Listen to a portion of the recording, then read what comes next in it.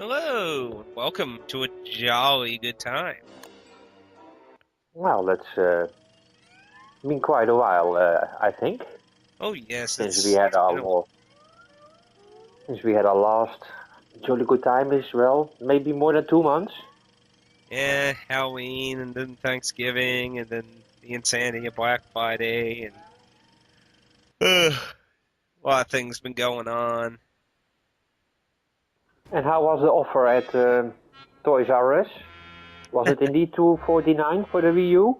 I actually was able to get the deal online, as I was originally told it would be. However, it wasn't for.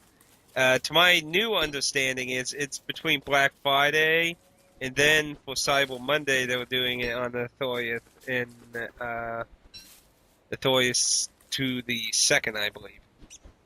And it was available online, and I was able to get that. So I will be getting that in the mail, according to the site, between the 5th and 9th of December. So I got myself a Skylanders edition of the Wii U that will come with the $79 Skylanders set, and a physical copy of Nintendo Land. I asked a few people, and as far as they understand that it's kind of like how Wii Sports came with the Wii. It's going to be in a sleeve instead of actual case, is what I understand. So, So but that's still a physical copy. So that's good enough for me. that's a very very good deal.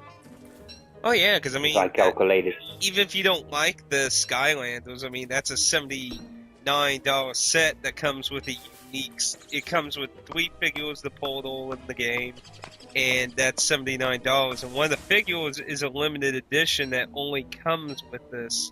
So in theory, you could either be a scumbag and wait a while and see if you can sell it for even more, or you could just try to shell it off to like maybe 69 to some shop or something. If you didn't well, want I to. think yeah, I think.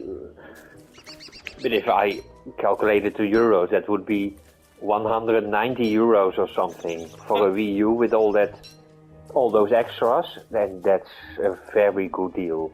yeah, and then Nintendo Land is going to be for sale by itself soon. I believe it was supposed to be Nintendo's special for Black Friday.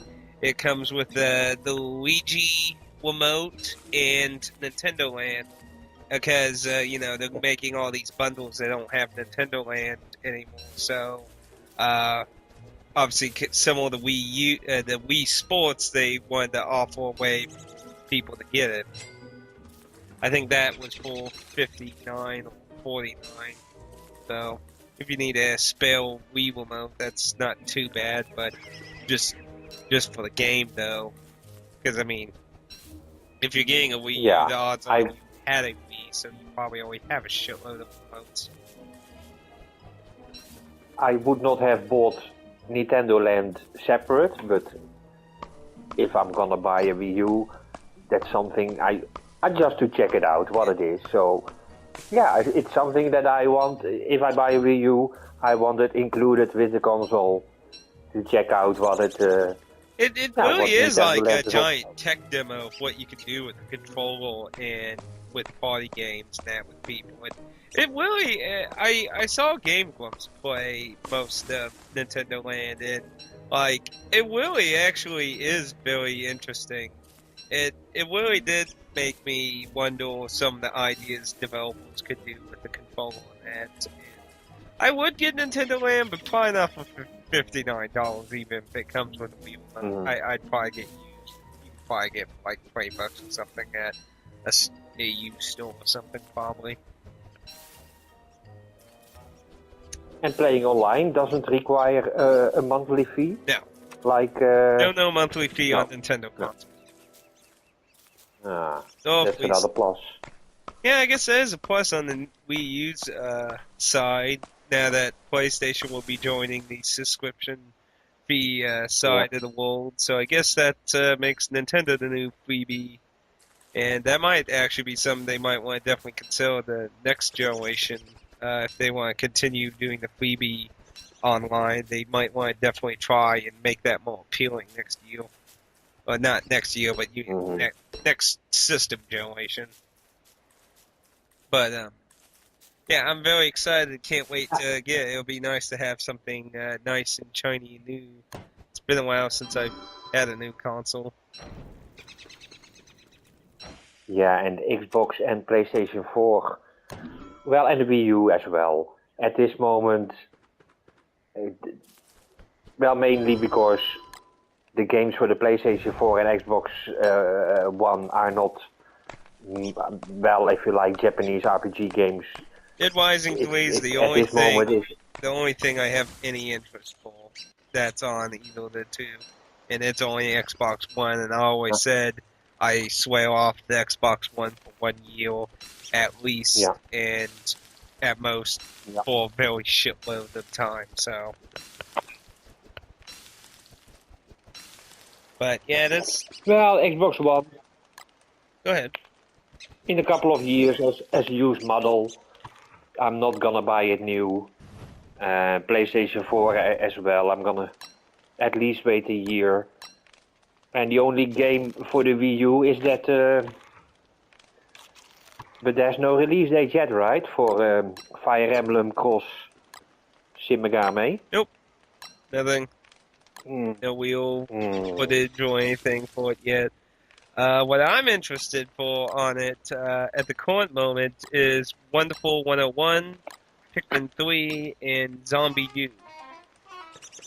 Those are all games I really want to try.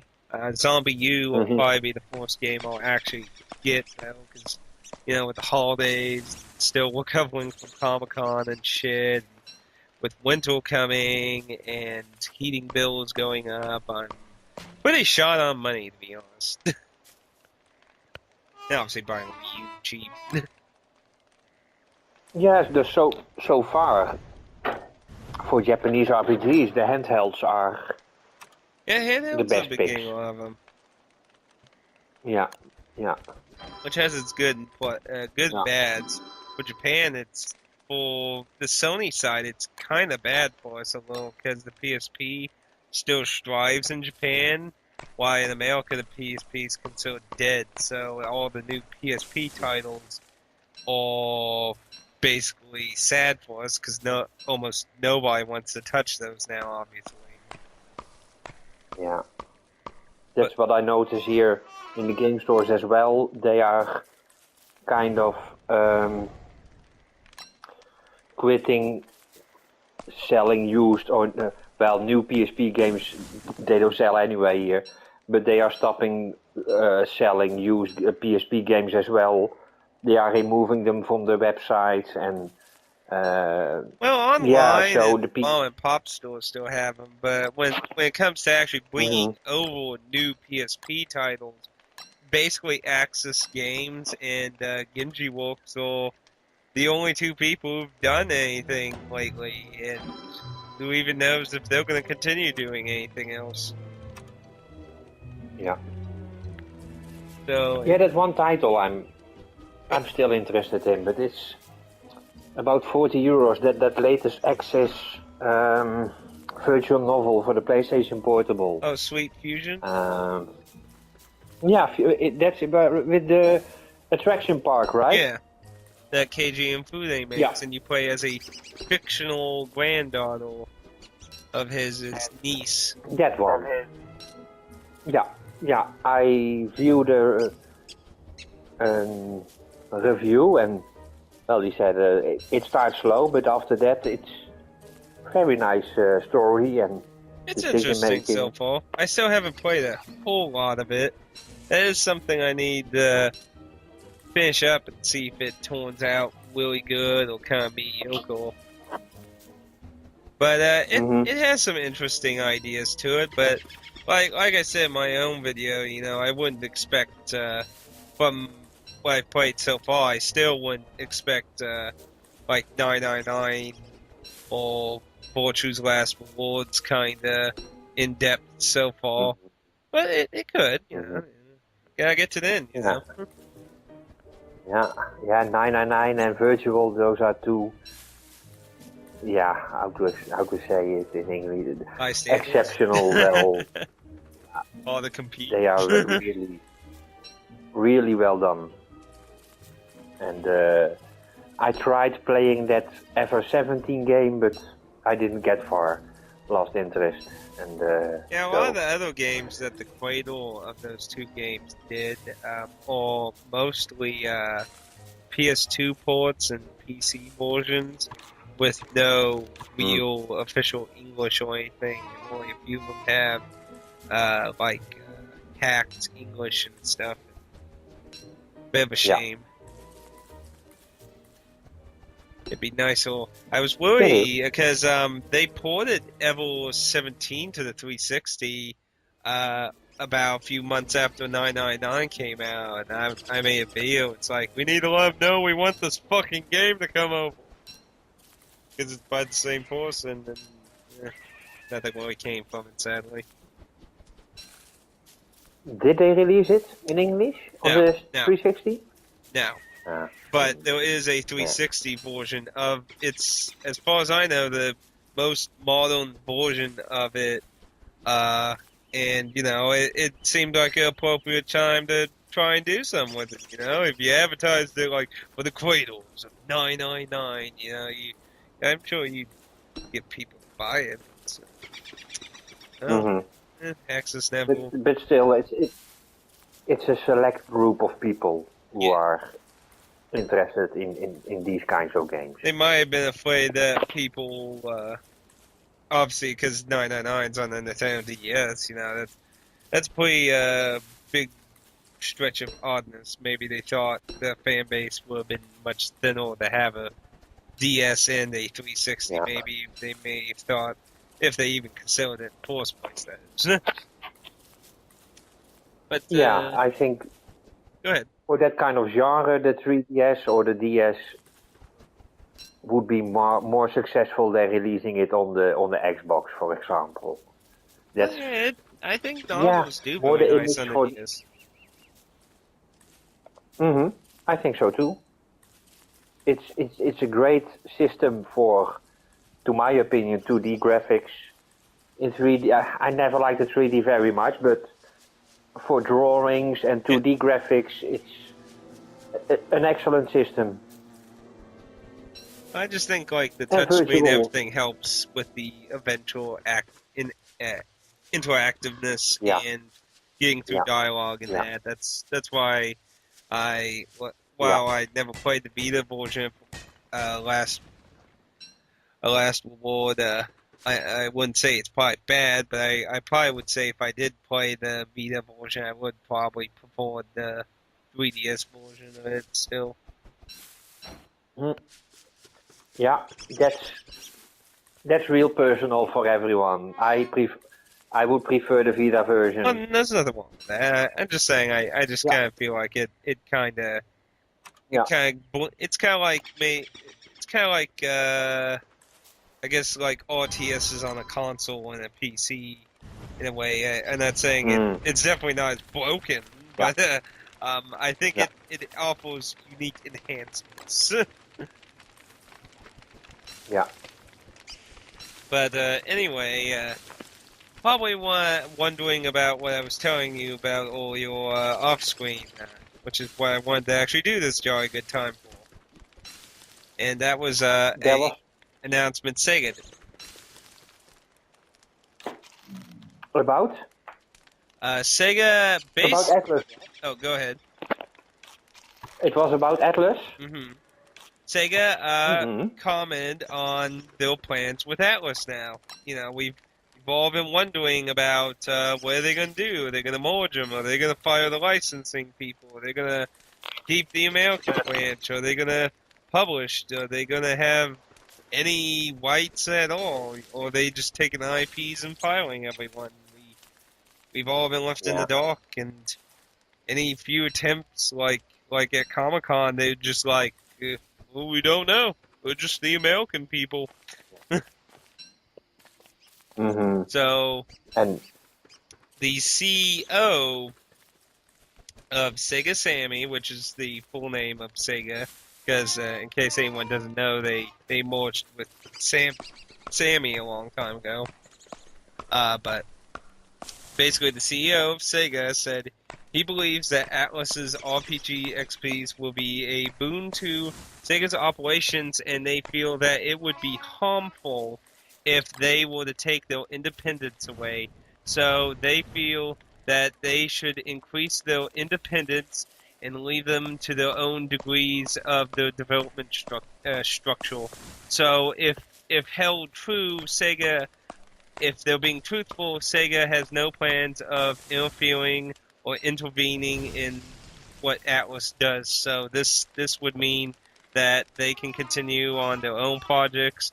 They can hopefully seek out and publish titles that ain't their own out in Japan and bring them to America. So this looks like this could be great news in this. So I think that's worth a few cheers from our from our side, and that's indeed good news, because Atlas, yeah, they do not rely always on the titles that sell well. They are also experimenting on new stuff and new series, and that's always one of the good things about Atlas. Yeah. And on top of the good, I believe you said that Sega actually does some publishing in Europe, don't they? yeah, they do. And they said they do want to concentrate on them selling the titles, but they want to leave them to their own development device. So in that regard, maybe Sega will be encouraged to allow the titles into other foreign markets more. Maybe they'll bring more of the titles into Europe themselves, as opposed to letting small groups do it. And that's what I always hoped for when I heard that Sega was buying Atlas. At that moment, I knew Sega does deliver physical copies over here in Europe, and Atlas didn't.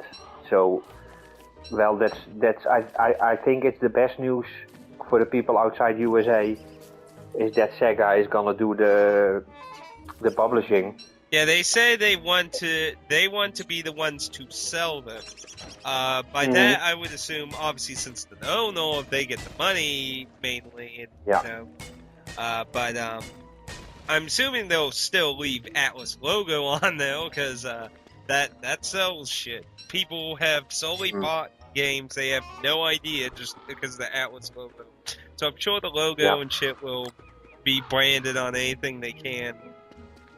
But I think Sega would be smart to publish the titles in European markets, and that because they, in the article, they do, and they actually, it's really interesting.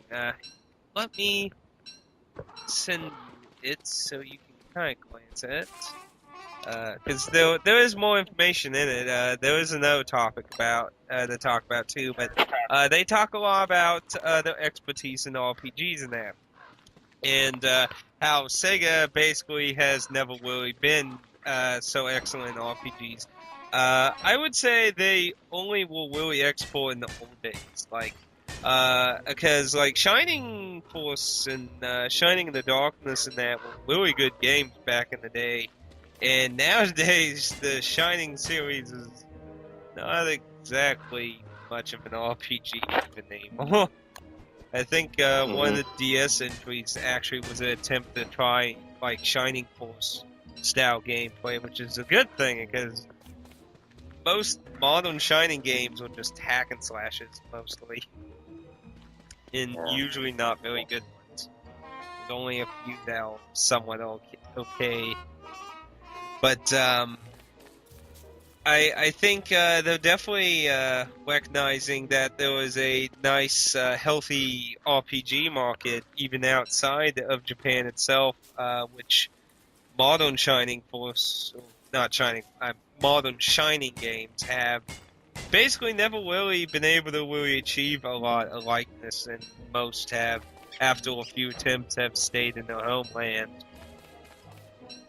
And I think it would be smart of Sega to help Atlas titles reach areas that they don't commonly send their games without a third party doing it for them.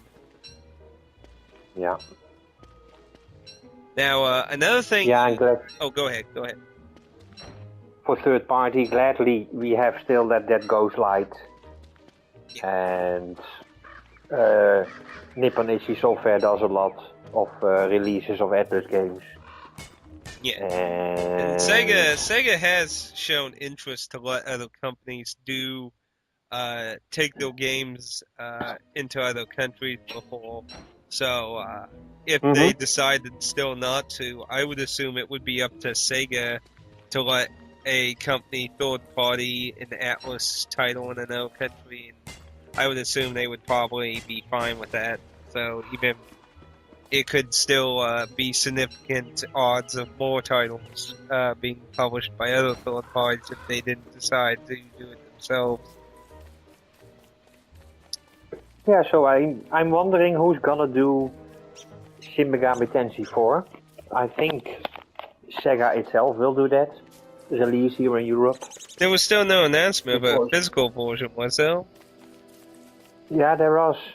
Oh, there is? Oh, good, good. Yeah, it should be on Wikipedia. But you don't know who's publishing it? No, not yet.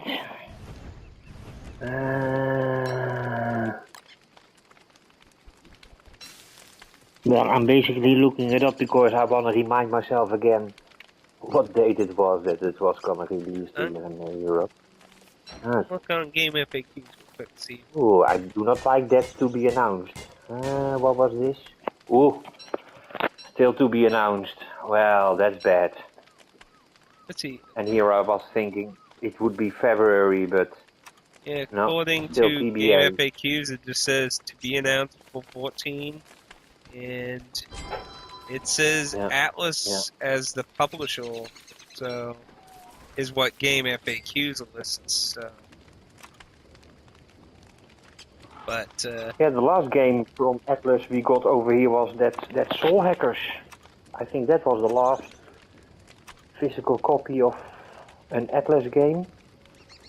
That was and that was still on the backside that it was Atlas was owned by Index. Well, that surprised me as well because at those days it was already sold.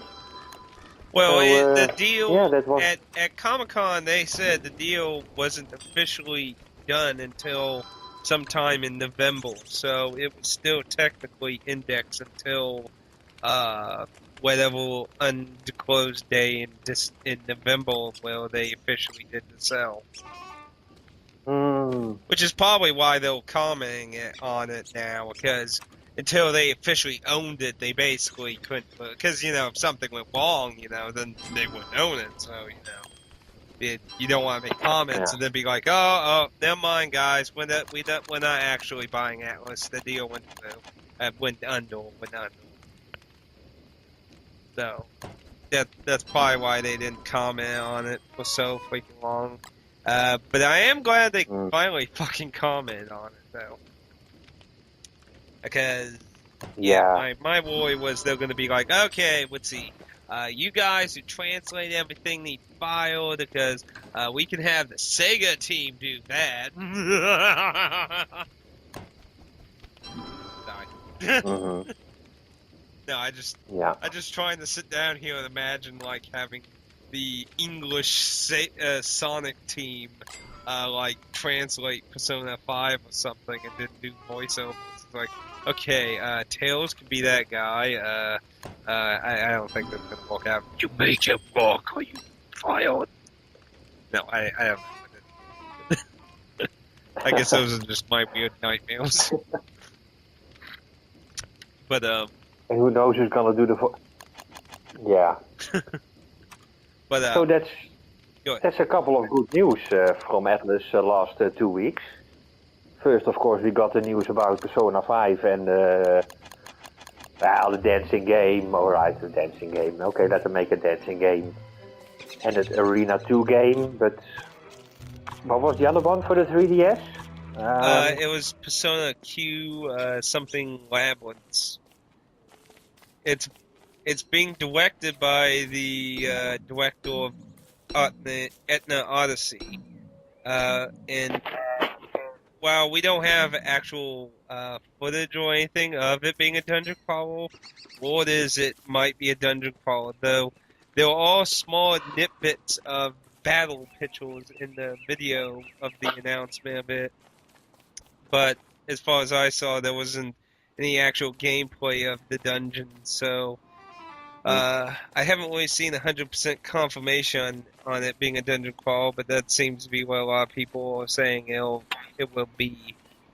But that title seems odd to me because not because it has Persona 4 and 3 characters in it, but because two of the Persona 3 characters should be dead. At least there's no explanation. Like the main character technically could be kind of, but you know. Well, they can always say this game takes place 1 year before Persona 3. And solved. But then how? Well, when they solved Persona, like, I mean, different characters gained their personas throughout Persona 3 storyline. So if it takes place before Persona 3, how are all the Persona users there? You see, there's no way to like fit this in there that way. Yeah. So unless the game itself explains how the main character and Sanji are in it, it just seems really out of nowhere or something, or the ghosts, or who knows. That's just the one thing I find weird about it. Yeah, that Odichi girl is not gonna go. What was her name now? Who died in the hospital? Chidori? Yeah. No, it's just the playable characters. I don't recall seeing any NPC characters in the trailer at all. It was just all controllable characters. Well, they are. I mean, it makes sense if it was the female main character of Persona 3, and they were just going with some kind of alternate universe thing like Legend of Zelda, because you can save Sanji in Hall Path. You can't save him in the male character's path. So it's just like, I don't know. But the idea, I think it's, yeah. I think it's gonna be and the footage you have seen from the battle, it's gonna be turn-based probably, or hopefully. Well, I mean, even if it is an Etna Odyssey style game, it'll be turn-based then, because it's turn-based. We just don't know if it's gonna actually be dungeon-based like that or not. But yeah, it obviously looks like the characters can summon their personas and stuff. But a lot's not known about it. Pretty much a lot's not known about any of the titles. There have been a few fragments of info came out, like the dance game apparently takes place after the second arena game, which means it actually has a story, which I don't even know how that's going to work. Did you see the trailer for that, by the way? The dancing on no. You should watch it. It's hilarious seeing the main character walk on the male main character of Persona 4. You know, it seems like it's supposed to focus on Weisei, but like the beginning starts with Weisei dancing and talking about her, and then all of a sudden the main character walks up, and he's just the way he's dancing in his clothing. It's just, it's just weird. I cannot imagine him dancing anyway, but that's what I'm saying. I can imagine how it Go watch it later. That's exactly what I'm saying. Like Weisei, of course. Teddy will do very nice as well. Well, I don't know if Teddy's going to be playable. So far from the trailer, the only people we know that can be played is Weisei, the main character, and a new character. Well, Teddy introduces the game, but if I remember quickly, that was an anime cutscene now. So, Though Teddy would be Hmm. most appropriate, though.